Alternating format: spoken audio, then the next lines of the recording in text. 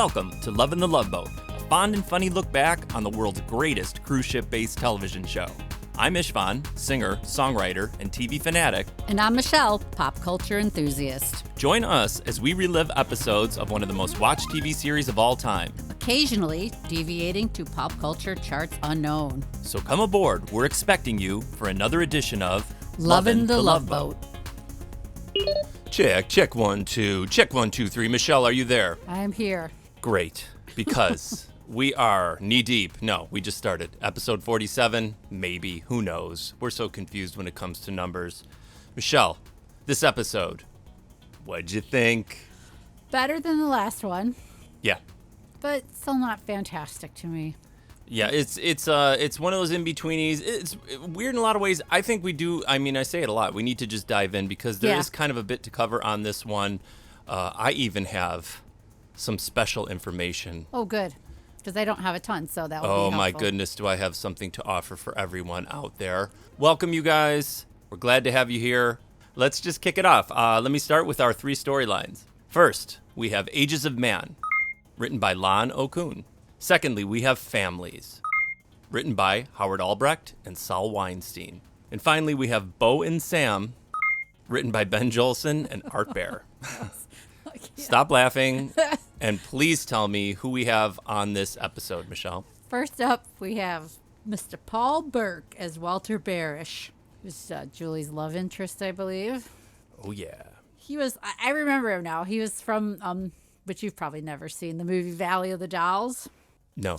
He also played in the TV series Naked City, and he had a role in Dynasty, none of which you've watched. No. So you would not know who he was. Then we have Arlene Dahl as Monica Cross. Yeah, I liked her. She just died in 2021. Oh, wow. I know, and she was married to 6 times, one of them being to Fernando Lamas. Wow. Yeah. She seemed like an awesomely wild woman. Yeah, so, she definitely lived a full life. Yeah, that's cool. Yeah, and then next we have, I know, I'm going to mess this up. Maybe you can help me. No, I want to hear you do it. I love it. And do it in a French accent. Go. I don't have a French accent. Patrick Leborteaux. Leborteaux. Leborteaux. Bobby Tryman. Yeah. He was in a bunch of things like Jag, Heathers, and one of my all-time favorites, Summer School, the movie. Summer School. Is that with like Mark Harmon or whatever? Yeah, I love that movie. Yeah, so I never much. got into that one. Oh A my lot God, of people I love it. that movie. I do. Then we have, I believe, returning Mr. Leslie Nielsen. Yeah, with his slacks. He's back. I thought about you in the high-waisted slacks Oh, the yeah. entire time. Good looking man, but still rocking those weird slacks. It's Hank Hardaway. And then we had Mike Shera as Mark Shera as Jeff Cross. He's the guy. I didn't remember him, but he has the guy. As soon as he talked and sounded like Alan Alda again, it's like, oh, this guy has been on before. And he was, if you recall, he was on the TV series SWAT when we were kids. Oh, wow. Okay. Then we have Phillip Charles Mackenzie as Bo. Yes. Now, did you ever watch Brothers? Brothers. There was like a TV series. I think it was on like Showtime or HBO or something. Yeah, I did. I liked that show. He played the gay character.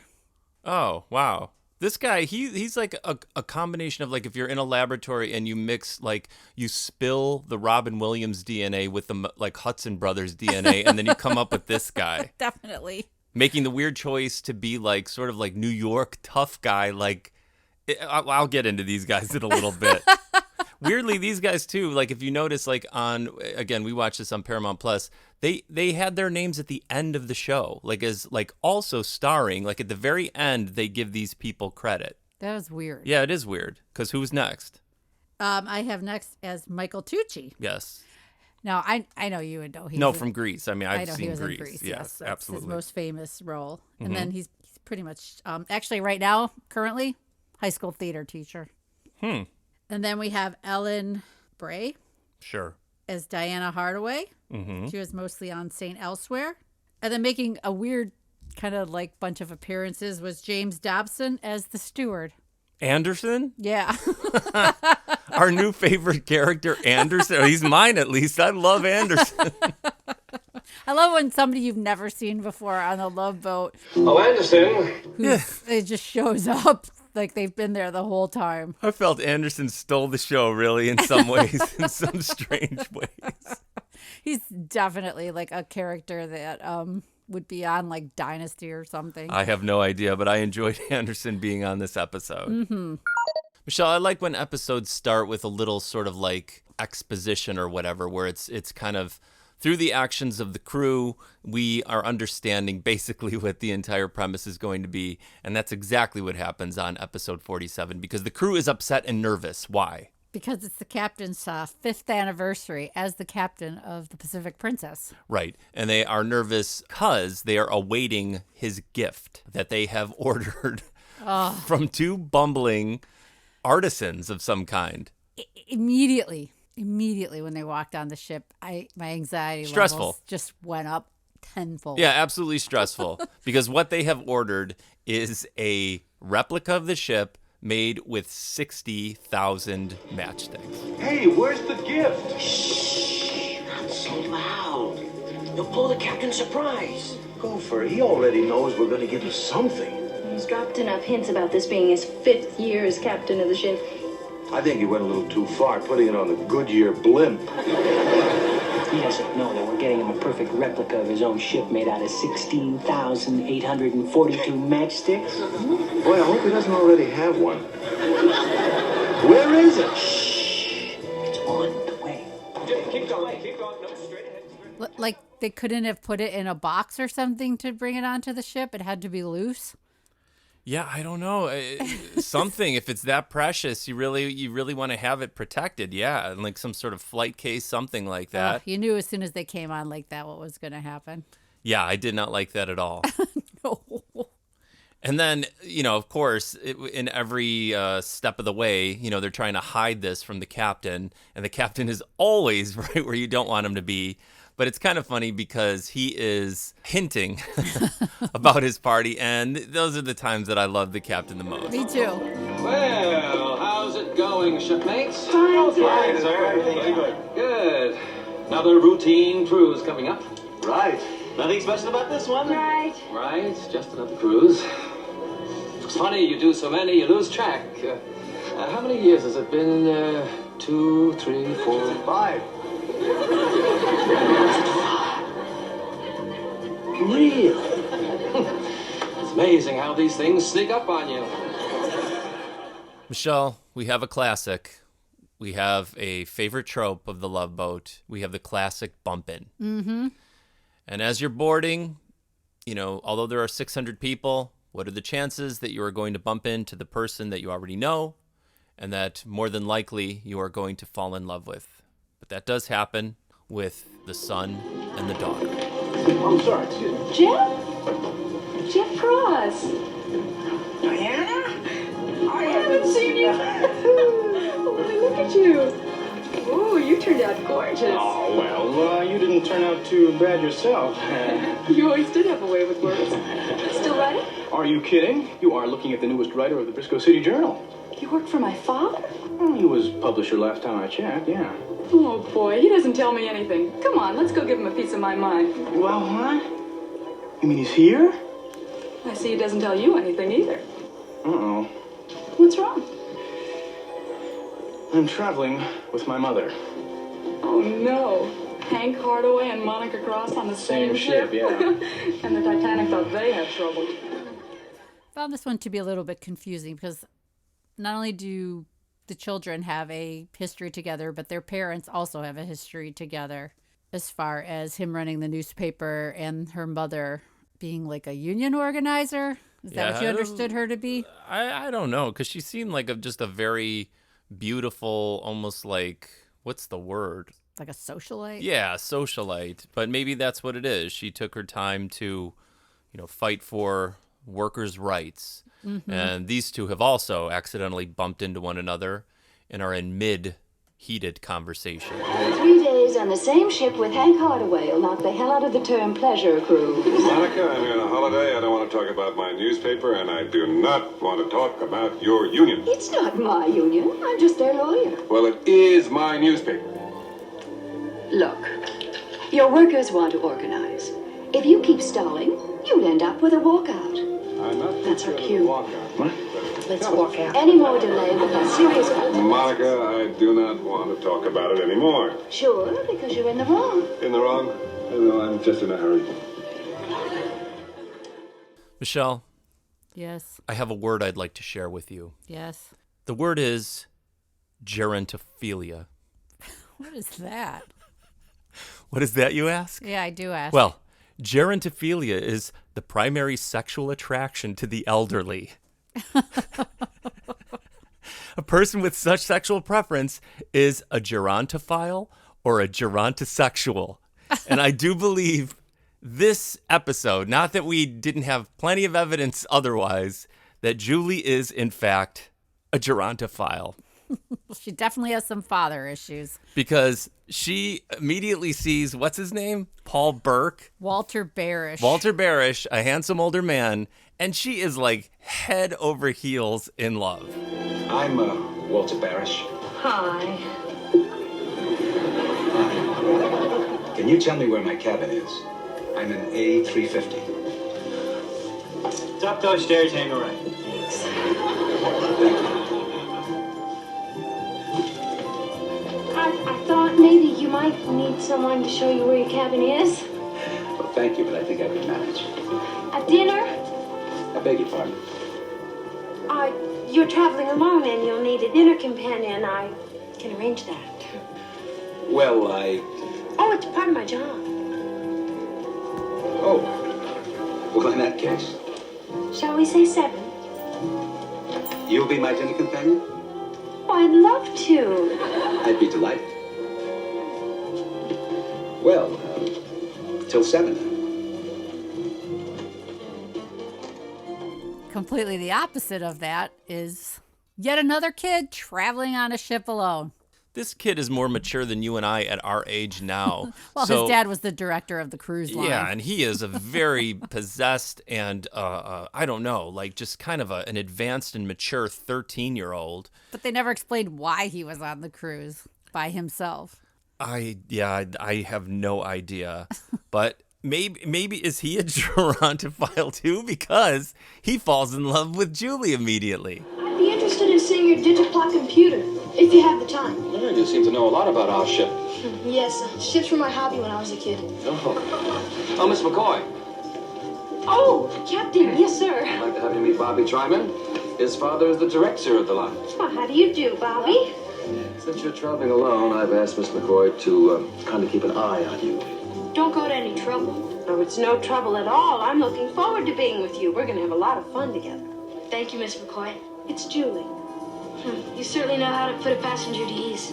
Well, thank you. I've got to get back to work. Bye-bye. Ciao, Julie. She's lovely. Yes, she is. Tell me, is she married? You know, we've got on this episode something that I do enjoy. And it's like, I like clowny, when I was a kid especially, I like clowny older people, you know, and kind of, that's basically kind of what Gopher is like on this most of the time for us. And I always, again, I reference the monkeys all the time. I like when there were imperfect sort of like older people. I loved that as a kid, you know. And so these guys have the makings of something that I would like, but just like you, I was completely getting upset over the idea of this matchstick ship being broken because you knew it was going to happen. And it didn't take long, did it? No, it didn't. Wasn't this gopher fella supposed to meet us on deck? So what are we doing down here, Hatbo? We have to avoid the captain. This is a surprise for him, remember? Oh, yeah, right. Captain Stebbing! Oh, no, back! Yes. Can I talk to you for a minute? Later, Riley. I'm on my way to the bridge. I said back! What are you talking about? I went back! To your back? If I wanted you to go to your back, I would have said forward! Oh, look what you did! Oh, I'm sorry, I was trying. I mean, look, we just need a little glue or fix it. I'm telling you, it's okay. Did you feel, though, like their characters were kind of like this weird bridge between classic, like, 1970s humor, bridging you into the awfulness of 1980s television humor? How so? I don't know, just like his hair.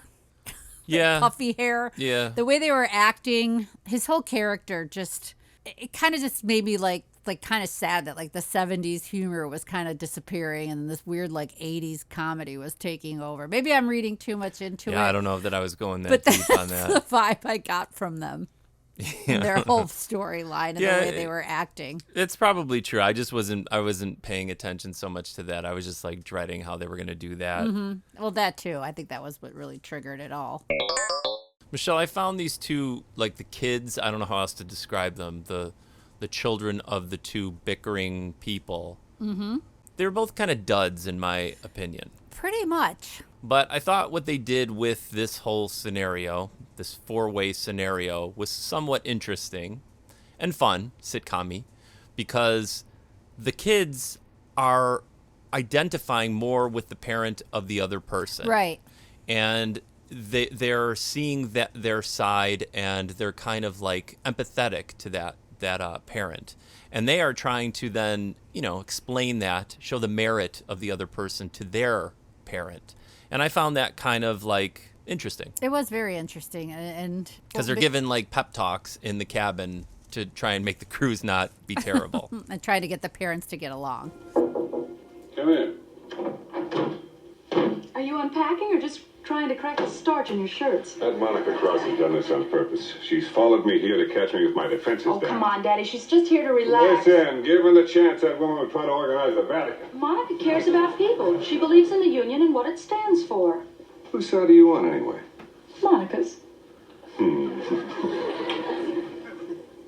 I get a gray hair every time I talk to that man. Well, I think he's a terrific boss. I like him. Hank Hardaway can make good morning sound like an argument. Well, then why don't you forget all this and enjoy the Why vacation? shouldn't his employees have the benefit of a union? Doesn't this man know it's the 20th century? Well, before it becomes the 21st century, what do you say we get some sun? I'll see you later. Okay. After these guys broke the ship into like a million little matchstick pieces, Bo and Sam, because thankfully they had their names on their jumpsuits. I know that they wanted them to stay and fix it, but that's like a free cruise for them. They didn't have anywhere to go. They didn't have anything to do. So you're going to stay and glue all these tiny little matchsticks back together? Well, I found it weird that they were protesting that Bo and Sam were like, we're not fixing this thing that we just broke. It's just like, how are you like upset about what you just made this massive blunder? Right. And that you're pushing back on them wanting you to fix this. Plus, yeah, you'd get a free cruise while, fixing the thing that you had screwed up. Mm-hmm. I don't know. It's kind of a strange thing. This was odd. The whole thing was a strange storyline. And then, thankfully they are artistic enough that, Sam was artistic enough to do all the work and glue it back together. Yeah, but they saved these things with the captain coming in and making it, in my opinion, pretty funny. You built this ship. You broke this ship. Now you're going to fix this ship. We're not licensed to work outside the country. Look, we've already set sail. You're stuck here. So why don't you just do us this favor? Fix the ship.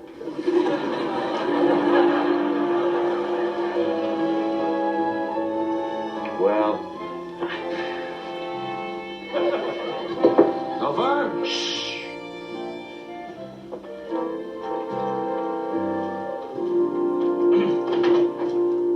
Captain! Just the man we've been looking for. What's going on in there? Nothing. What are you all doing here? Well, you got us cold. No use hiding it anymore. We were just planning a party for your 5th anniversary tomorrow night. Yes. A party? Yes. For me? That never entered my mind. But here's a list of people you might think of inviting.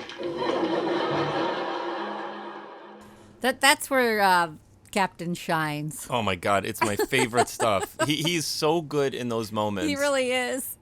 You're planning a party? Here's my list of people. It's so enjoyable. All happy inside because they're planning a party for him. Yeah, so any of the questionable stuff about Bo and Sam is salvaged and saved by the way that Gavin MacLeod plays the captain during these things. Most definitely. I like how that they sell corsages on the cruise ship and that somebody left one for Julie. Somebody? Yeah, she doesn't know who exactly. Well, she thinks she knows who. She thinks it's coming from Walter Barish. But it's not. No. Where's the date? Pirates Cove. And your favorite makes an appearance. Dude, I have so many pictures from this that I was snapping like a maniac. There are double candle holders in this. The candle holder met another candle holder. They had a little baby, and there's another candle holder on another table, and romance is flying all over the place thanks to our candle holders. Hi, Julie. Oh, hi, Bobby. Oh, you look beautiful. Oh, the flowers suit you. Oh, thank you. I kind of thought you'd like roses. I've gotten us a table. Oh.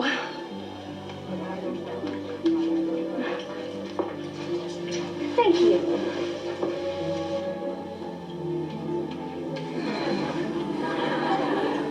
So, where were we?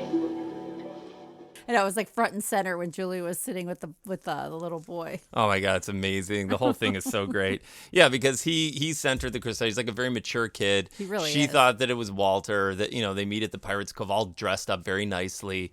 And this poor kid is like completely head over heels in love. And actually, he states as much when they are at dinner, and he keeps watching her having dinner with Walter, wondering why, and then kind of lets the captain know in no uncertain terms that he's got a thing for Julie.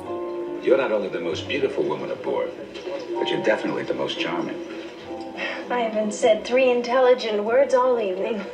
That's not true. But what I don't understand is, why are you having dinner with me when there's so many good-looking younger men around? Well, sometimes age is a plus. It is with wine. Well, I'd hate to tell you what year I was bottled. That man with Julie, isn't he a little bit too old for her? Well, she's a cruise director. It's part of her job to socialize. She's beautiful. You seem to be very fond of Miss McCoy. Fond of her. I'm in love with her.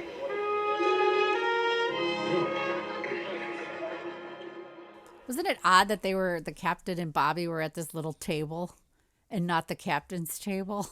Well, I didn't notice. I thought it was just like a different angle. I honestly didn't notice. I thought they were just shooting it in a way to where like they could see Julie and Walter. Oh, maybe I saw it, but to me it looked like they were at like a little foursome. Oh, maybe. I don't know. You could be them. right. I didn't notice that. I didn't really notice that. I just was watching. I think I was stunned by the kid's feathered hair, man. He really had that massive feathered hair. At some point, he was dressed almost identical to me. Again, socks like those, socks up to your knees. Right. Like the white socks with like a stripe. There always were stripes at the top of the socks. Some sort of blue, tennis, not tennis shoe, but like a track shoe. That was a big deal. The terrible shorty shorts, like gym shorts. The shirt was where I would have deviated. Probably would have had a T-shirt of some kind. He had some sort of button-down shirts, but he's a far more sophisticated 13-year-old than I was. But I had that feather going, but maybe not as extreme as young Bobby. Yeah, a lot of these teenage boys on this Love Boat definitely had your look going, or what I assume your look was back in the late 70s, early 80s. Absolutely. I have a question for you. Yes. When Bo and Sam are in the cabin fixing the matchstick cruise ship, yes, why do they need a bobby pins? You know what? I'm a crafty person. I like to make things, but I've never fashioned a ship ever in my life. And I haven't really worked in the medium of matchsticks. I don't know why you would need hairpins. And I think we need to not really scrutinize Bo and Sam. They're there simply for the captain to be funny. And I don't know, but they do need them.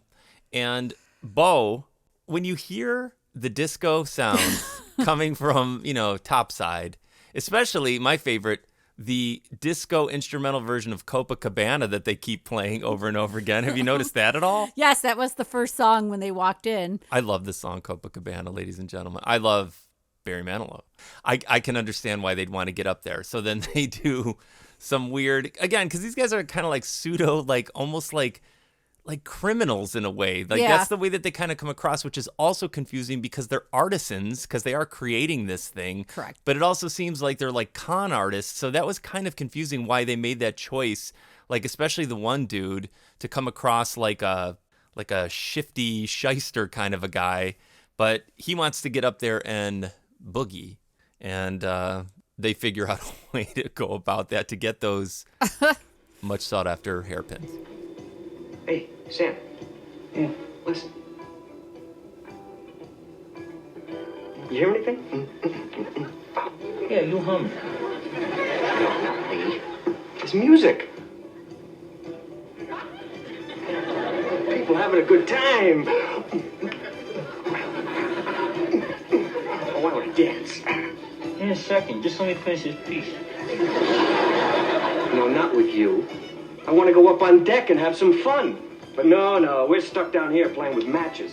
Yeah, well, we did break their model. Oh, no, we did not break their model. You did. Me? You. Oh, this is the last hairpin. I'm gonna need a lot more to finish. Oh, great. Now I finally have a reason to get out of here. But I'll go get us some. Why should you go? Because you're working. Yeah, and I've been working all day. I'll tell you the truth, though, I'm a little tired. Okay. I sense a little snit coming on. So we'll flip for it, all right? Okay. Winner goes? You got it. Call it. Heads. Okay, that's one for you. Wait, what do you mean one for me? We always play one wins. I won, I'm going. Yeah, you're right, you won. I mean, I never won before. Go, have a good time. Oh, Sam. Don't worry about me. Look, Bo, why don't you go instead? I know you want to. Oh, no, you won fair and square. You deserve Oh, it. it's okay, pal. You go, really. No, you've been working hard all day. No, Bo, I want you to go. No, please. definitely not. I wouldn't think of it. Bo, I'm begging you. Why don't you go? I mean, I'm a mature person. I broke the model. No. You go, please. No, okay. I'll go. But this is the last time I'm doing your dirty work. The kids are still trying to get their parents to make amends and enjoy each other's company on this cruise ship. At one point, Diana Hardaway goes to talk to her dad, Leslie Nielsen. He's like sitting on the deck on a lounge chair. Right. Did you notice the weird lady like heavily sleeping next cadaver? to him? Yeah. It looked like a dead body. Just like really somebody had did. passed away, like had a heart attack or OD'd or something, and was just like lifeless laying next to him. I what? absolutely noticed that. Why did the director say that? Like, okay, you're sleeping. You're really sleeping hard. She was out. She got into docs like the super stash that one woman, the pill popper, was or she had one too many pina coladas too early, and she just could not stay awake. But she was like, that was just odd. Hey, kudos to you for noticing that. I didn't think you would notice that, but I did the second time around. I didn't notice it the first time. Well, I noticed it the first time because I thought that was just a strange choice of an extra. Yeah, but the kids were like super trying. And then finally, I think the parents kind of were noticing the relationship between their children. Right. And then they started to realize that they needed to make kind of an effort, and they make a quick truce. Did we glow like that when we were their age? I did. How about a truce? For their sake. Frankly, I wouldn't mind one for my sake.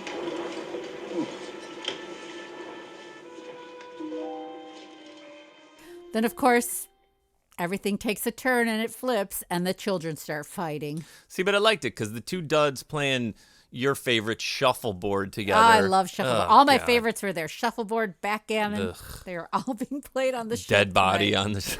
on the deck. All Michelle's hits. Skeet shooting. Well, yeah, it's like these two are in a heated... See, I think shuffleboard's terrible because it's what's going to cause fights between a couple. Why? That's exactly what happened because you get very competitive. He was dominating and like crushing her in shuffleboard, and then that led to their falling out because it starts to do a flip-flop, and the two kids start to argue to the point of disliking one another. I don't believe it. You killed me again. I'm not playing any more games with you. Oh, come on, one more. Please. Please. Okay. How do you think our folks are doing? Well, if they're burying the hatchet, it's about time. Yeah. As long as they're not burying it in each other.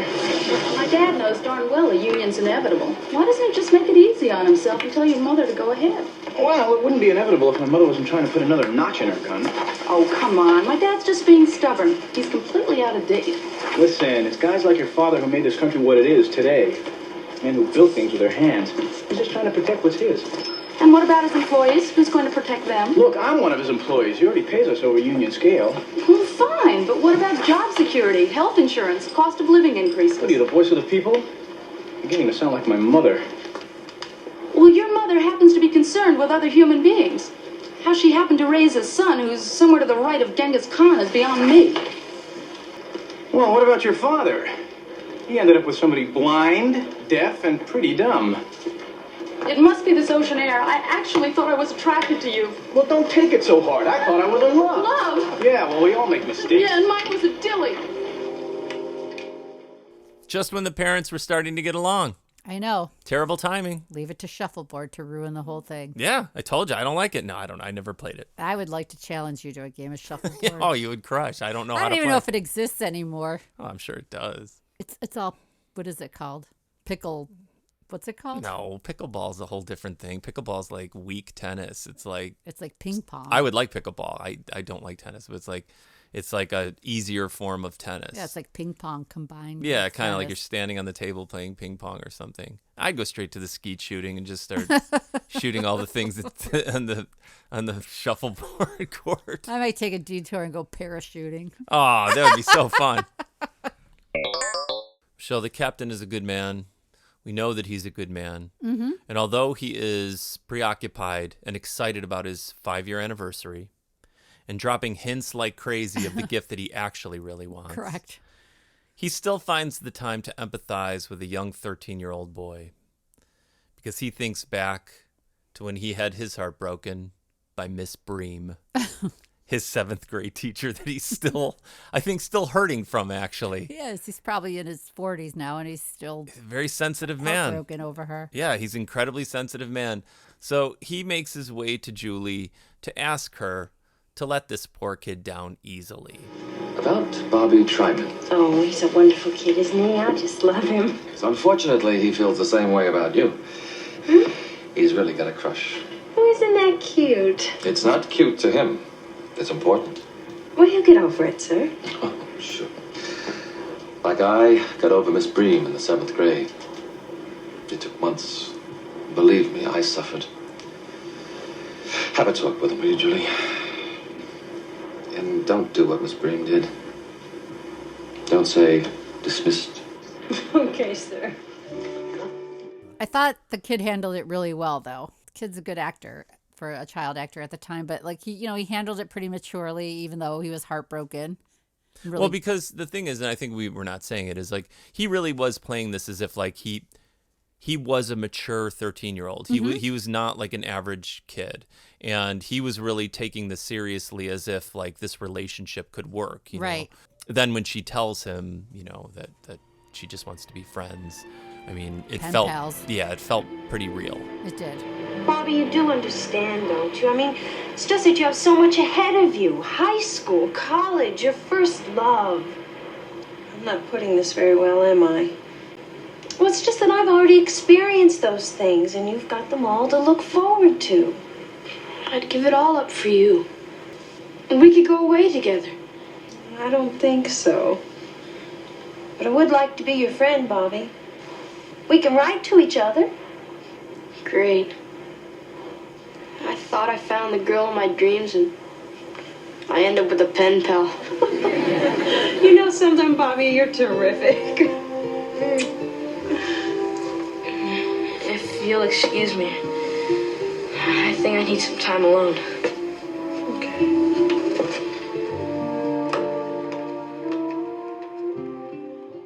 Poorly played tactic by the parents in trying to get the children back together again, I thought, was when they were out on the deck. Mm-hmm. And it didn't make sense to me either when Leslie Nielsen brought his daughter out and the son was on the deck with his mother. Uh-huh. And they just looked at each other and basically ran away. Yeah. It was like a weird transition. Yeah, and then they kind of have like a little tiff with one another, right? Right. Why are they throwing it all away? Jeff can be so unbending. Well, maybe he comes by it honestly. Oh, is that a crack? If the crack fits. No, I think that Jeff is not at fault. It's Diana with all of her harebrained ideas. Diana? Oh, I wish everyone was so passionately involved with life. Monica, life is not like that. It's hard work. It's putting one foot in front of the other. You make it sound like an orgy. And you make it sound dull, as in boring. Oh. Am I boring you? In a word? Yes. Was that a crack? Another appalling thing is when Leslie Nielsen and the woman's son were talking, and they were kind of like looking at the other two. And well, they come strutting in. Somehow they were together. So they come into sort of like the disco dance hall, and the mom and the daughter were sitting at a table together. Mm-hmm. These two just sit down, across the way at the bar. Mm-hmm. And he makes the appalling statement of letting those two out of the kitchen. That got my blood boiling. Did you want to strike at that moment? I really did. Like, because they were, standing up for workers' rights and they weren't in the kitchen minding their business. Yeah, he was really going like total like jerk guy, kind of, because he was like hurting at the moment, and then he made that kind of terrible thing, and that would make me think that Diana should not be with him ever, with that kind of attitude. Yeah. I was hoping they would never get back together. But that's not what happened. It is not. Because both parents, out of concern for their children, they both kind of give a pep talk to either of them. And it was actually kind of nice. It was actually kind of cool. It was. Because it was like showing, in a way, even though there are differences, they see that they really like the person underneath that. And maybe sometimes it's kind of nice to have differing opinions. True. And that leads to kind of all of them getting along. Look at them. Two of a kind. Solid citizens. Yeah, the robber baron and his protege. Who needs them? The robber baron. Don't you think that's a bit rough? Whoever let those two out of the kitchen didn't realize what they were unleashing on the world. I don't know. I like a woman who talks of something other than simplicity patterns.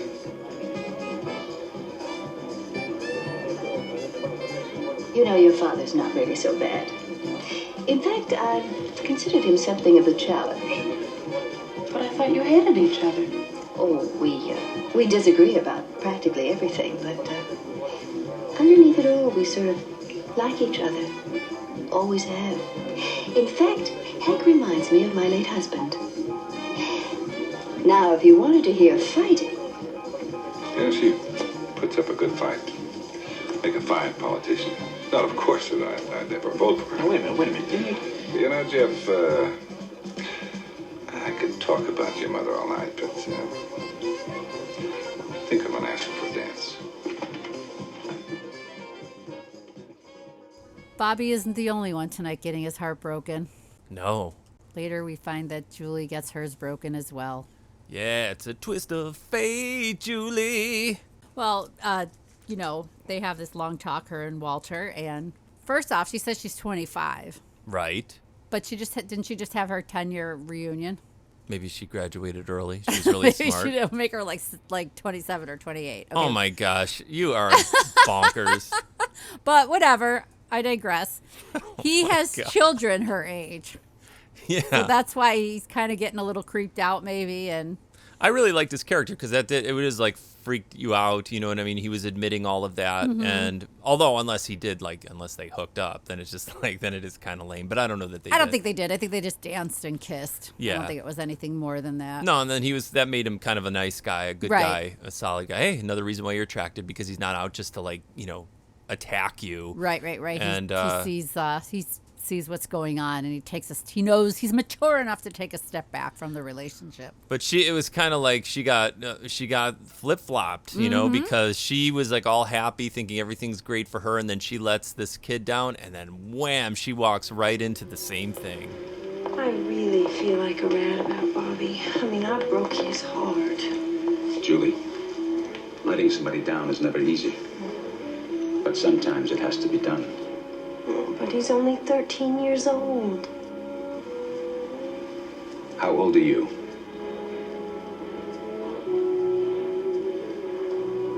I'm 25. That old? Walter, I'm a woman. He's a child.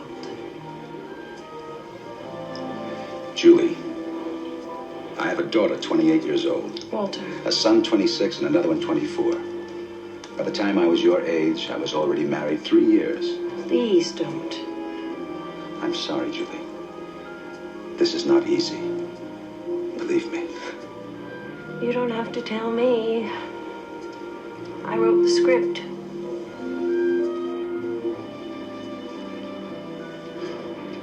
Well, we can always Be friends.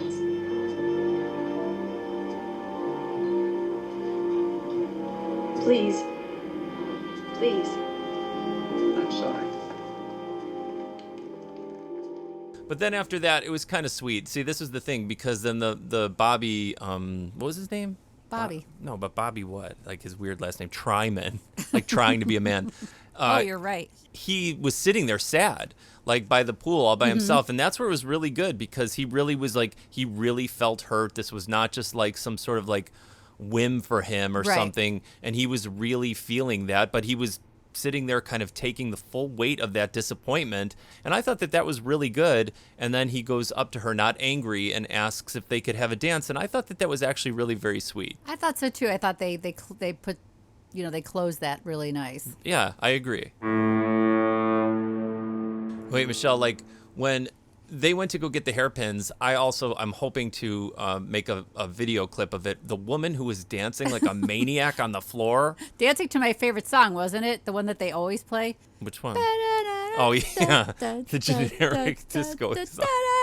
So you would lose your mind too on the dance floor? I would. I really wish there was a recording, like a soundtrack to all those disco songs from The Love Boat. Have you looked, though? Maybe there is. No, Maybe they I really released need to it. do some because this research. show was hugely popular, and it seems like at that point everybody was merchandising everything. So maybe they had the board game. How would you not That's release a true. record, you That's know? true.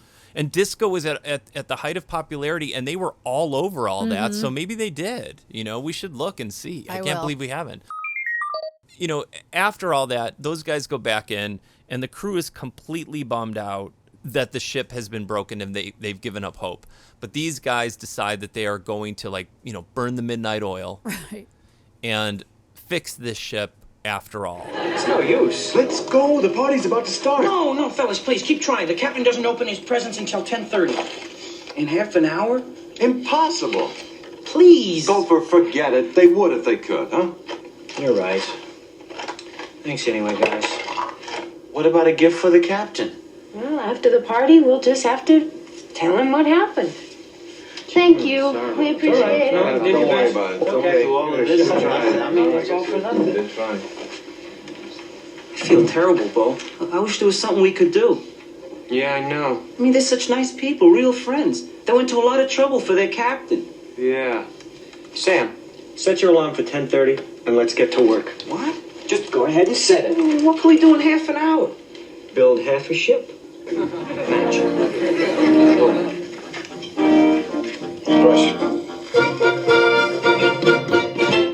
Okay, the captain's party was in his cabin, which was odd. You'd think for your 5th anniversary, you would do it in a lounge or the Pirates Cove. Oh, yeah, I or- wasn't even paying attention to that. You're right. That is strange. Or in, like, just somewhere besides his cabin. Well, maybe they were just bestowing the gifts upon him there, Yeah. and then the party was going to take place somewhere else. And what were his gifts? All ships. This part was so awesome to me.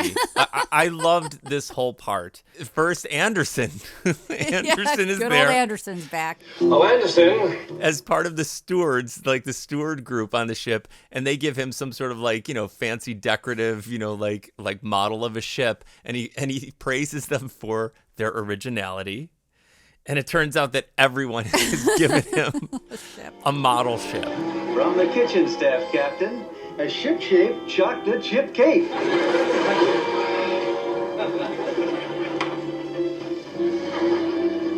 Congratulations, Captain. What is this and who are they? I'll explain them later, sir. This is for you, Captain, from Gopher, Isaac, Julie, and Doc. Thank you, Gopher, Isaac, Julie, and Doc. I've never seen anything like this before. It's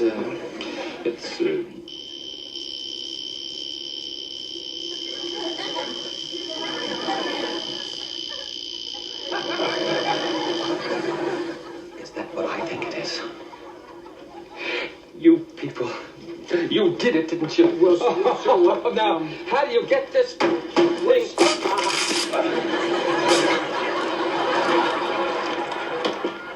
There it is. Nice going. The watch I gave you. My watch, it's just what I wanted. It's beautiful.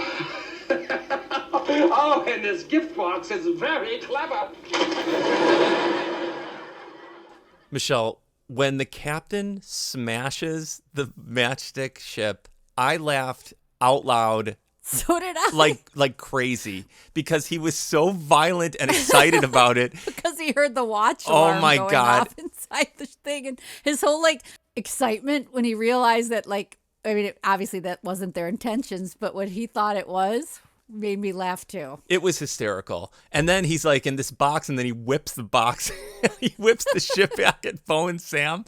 That whole part was one of the funniest things I think I've seen on it, because I was not expecting any of that, where everyone got him a ship and he's getting bummed out like a kid who's getting all socks for Christmas or something like that. And to see the captain in that childlike state, and then the way that he did all that was, honestly, it was like flawless to me and really, really genuinely funny. I thought it was really funny too, because like you, I was not expecting that's how he would get a watch, because and that was it. That was a kind of a fun little twist too at the end. You think of the part where Sam is like putting his hand into the ship, and I thought it was going to break again. I thought it was going to break again too, but in actuality, his I swear to beautiful God, gold watch that was gifted to him by Bo. I cannot believe how many times they trick me on the Love Boat, like for real. Like, because I mean, you're really good at figuring out premises and plots and things like that.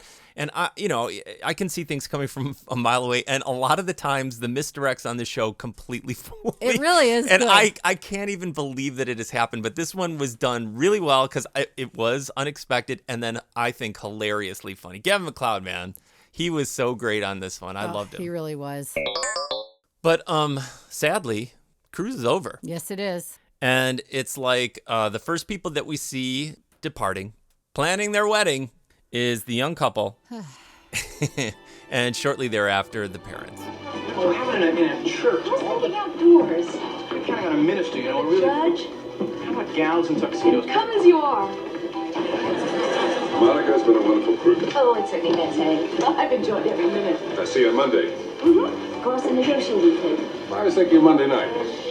Oh. Michelle, did you ever have a pen pal? I did have a pen pal. She was in England. Oh, really? I forgot. My grandpa set it up. Somehow he knew her father. Like, he came to where my grandpa worked to check out their work. And then he's like, I have a granddaughter and then he's like, I have a granddaughter. So then we started pen paling. I wonder what happened to her. How old were you? I was probably Bobby's age. No, I was a little younger, maybe like 11 or 12. And we wrote letters back and forth for a little while. Wow. Well, you have a lot in common with Bobby. I do. I have a lot in common with a lot of the teens on the Love Boat. He now will have a pen pal. As he leaves, Julie and he exchange digits. Well, thank you. And here's my address. Now I'm going to try to write to you every day. Let's not go overboard. Oh, Bobby Tryman, you're the best. Au revoir, Julie. Au revoir. I thought it was weird the way Walter said his goodbyes to Julie. Yeah, well, she was maybe more weird to him because she's like, everything's cool now. Maybe she just was feeling awkward. And maybe. That's just... Or maybe he just kind of like came back down to reality, because she was a little manic during that whole episode about him. Yeah, true. And so maybe she just kind of came back down and really realized he was correct, and he said goodbye. Julie? Oh, Walter. Goodbye. Goodbye. I'm glad we met, friend. So am I, friend. But Bo and Sam, who actually ruined things in the beginning, actually saved the day with their watch. Yeah, and not saying anything and allowing that to happen. That was kind of cool. I thought it was very cool. And then did you say that it was a cheap watch? Well, it was... The captain doesn't know. No. But it turns out that the watch was gifted to Sam from getting a bunch of like box tops from cereal. Listen, you guys, thank you for everything. I'm sorry about the watch. Oh, that's okay. Bo said he's going to buy me another one. Right, Bo? Oh, I forgot to tell you. It'll take about 6 months. 6 months? Sure. Hey, it takes a long time to save up that many box tops. Well, call us again. We go anywhere. We do anything. Yeah, we know. This watch is fantastic. It's an alarm, a stopwatch. It tells the time, the date, the day, the month. It's fabulous. Well, we're glad you like it, sir. Yes, and I've never even heard of this make before. Crunchies. It sounds like a cereal. Oh, well, I believe that's French, sir. Crochet.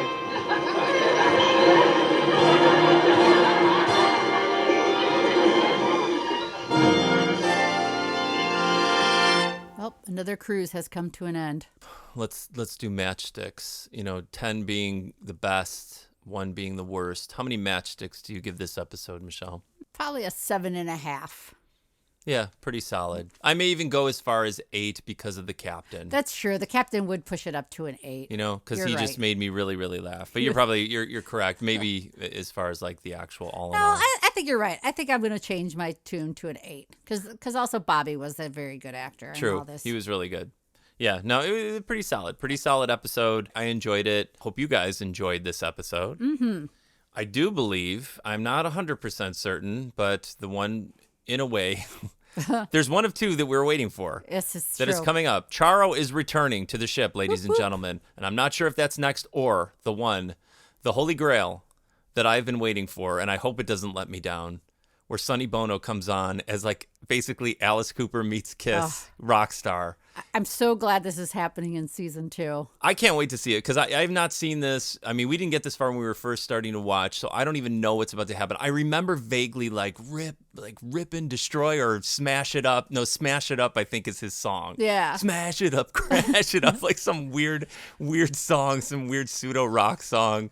And I can't wait. So it's one or the other. So we are in for something, I think, hopefully really great. Well, we could be certain that the next 2 episodes, which regardless of what order they are in, are going to be phenomenal. Yeah, we got something awesome to look forward to. So thank you guys for being here with us for episode 47. Make sure to be back. Mm-hmm. No need to bring any gifts. No. We don't need that kind of stress. No matchstick ships, please. Yeah. But until next time, I am Istvan. I'm Michelle. Captain Stubing, please come to the bridge. And we are Lovin The Loveboat.